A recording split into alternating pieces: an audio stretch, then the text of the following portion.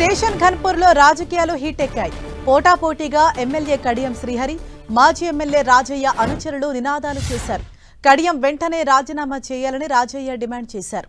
మరోవైపు రాజయ్య హౌస్ అరెస్టుతో ఆయన సతీమణి ఫాతిమా మేరీ పాదయాత్రకు వెళ్లారు.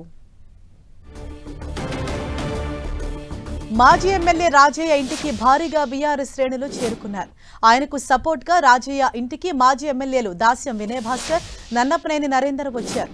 మరోవైపు స్టేషన్ ఘన్పూర్ మండలం రాఘవాపూర్ దగ్గర కడియం దిష్టిబొమ్మ దగ్ధానికి బీఆర్ఎస్ కార్యకర్తలు యత్నించగా పోలీసులు వారిని అడ్డుకున్నారు. దీంతో పోలీసులకు బీఆర్ఎస్ కార్యకర్తలకు మధ్య తోపులాట జరిగింది. వరంగల్ జాతీయ రహదారిపై బీఆర్ఎస్ కార్యకర్తలు నిరసన చేశారు. ఇక రఘునాథపల్లి మండలంలోని కుర్చపల్లిలో రాజయ్య గోబ్యాక్ అంటూ ఫ్లెక్సీలు ఏర్పాటు చేశారు. రాజయ్య ఒళ్లు దగ్గర పెట్టుకుని మాట్లాడాలని హెచ్చరించారు. అంతకుముందు జనగామ జిల్లా స్టేషన్ ఘన్పూర్లో టెన్షన్ వాతావరణం నెలకొంది. మాజీ ఎమ్మెల్యే తాటికొండ రాజయ్యను హౌస్ అరెస్ట్ చేసి పాదయాత్రను అడ్డుకున్నారు పోలీసులు.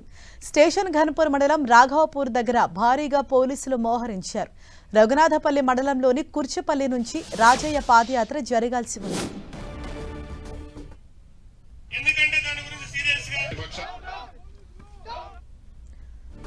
స్టేషన్ ఘన్పూర్లో పాలిటిక్స్ హీట్ ఎక్కాయి. ఇటు కడియం అలాగే రాజయ్య అనుచరులు పోటాపోటీగా నినాదాలు చేయడంతో అక్కడంతా కూడా టెన్షన్ వాతావరణం నెలకొంది. కడియం శ్రీహరి వెంటనే రాజీనామా చేయాలంటూ రాజయ్య వర్గీయులు డిమాండ్ చేస్తూ ఉన్నారు. రాజయ్య హౌస్ అరెస్టుతో వాస్తవానికి వాళ్ళ ఆయన పాదయాత్ర చేయాల్సి ఉంది. అయితే రాజయ్యను ముందుగానే పోలీసులు హౌస్ అరెస్టు చేయడంతో ఆయన సతీమణి ఫాతిమా ఇప్పుడు పాదయాత్రకు బయలుదేరారు.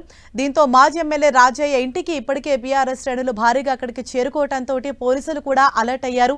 రాజయ్యకు సపోర్ట్ గా ఆయన ఇంటికి మాజీ ఎమ్మెల్యేలు సైతం వచ్చారు. స్టేషన్ ఘన్పూర్ మండలం రాఘవపూర్ దగ్గర కడియం దిష్టిబొమ్మ దగ్నానికి యత్నించడంతో పోలీసులు వారిని అడ్డుకునే ప్రయత్నం చేశారు. దీంతో అక్కడ పోలీసులకు అలాగే ఇటు అనుచరులకు మధ్య కొంత తీవ్ర వాగ్వాదం చోటు చేసుకుంది.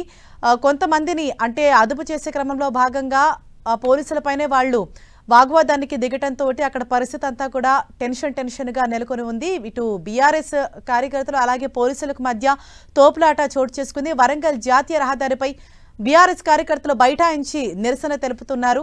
పోలీసులు వారిని అక్కడి నుంచి లాక్కెళ్లే ప్రయత్నం చేస్తున్నారు. మరింత సమాచారంతో మా ప్రతినిధి కుమారస్వామి మనకు అందుబాటులో ఉన్నారు. కుమారస్వామి, స్టేషన్ ఘన్పూర్లో ప్రస్తుతం ఎటువంటి పరిస్థితులు నెలకొన్నాయి?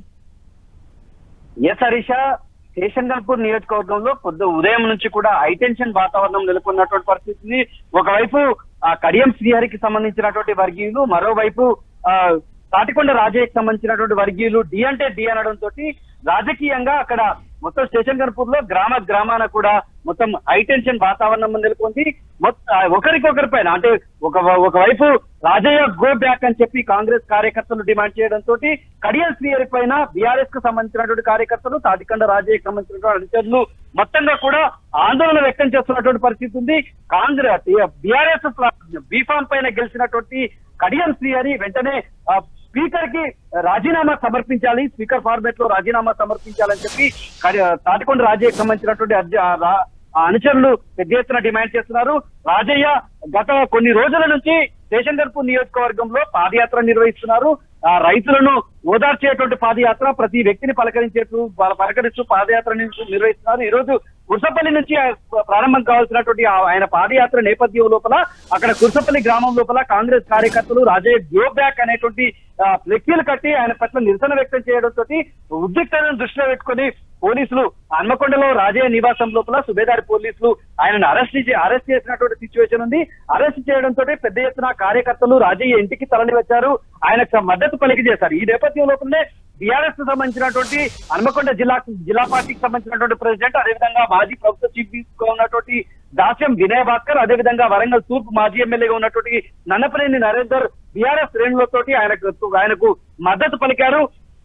పోలీసులు మాత్రం ఆయన హౌస్ అరెస్ట్ చేసి నిర్బంధించడంతో ఆయన పాదయాత్రకు బయలుదేరినటువంటి సిచ్యువేషన్ ఉంది.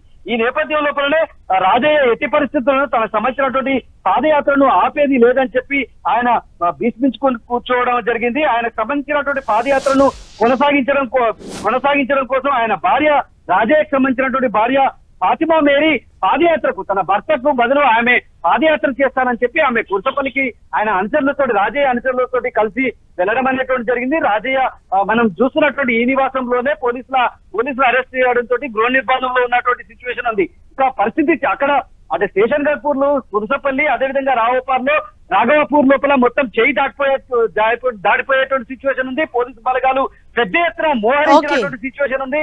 అక్కడ ఉన్నటువంటి ఒకవైపు బీఆర్ఎస్ కార్యకర్తలు, మరోవైపు కాంగ్రెస్ కార్యకర్తలు, రాజయ్య అనుచరులు, కడియం శ్రీహరి అనుచరులు ఒకరికొకరికి పరస్పరం వ్యతిరేకమైనటువంటి నినాదాలు చేసేటువంటి సిచ్యువేషన్ నెలకొనడంతో లా అండ్ ఆర్డర్ ని కంట్రోల్ చేయడం కోసం పోలీసులు విపరీతంగా శ్రమించాల్సినటువంటి పరిస్థితి ఏర్పడ్డది.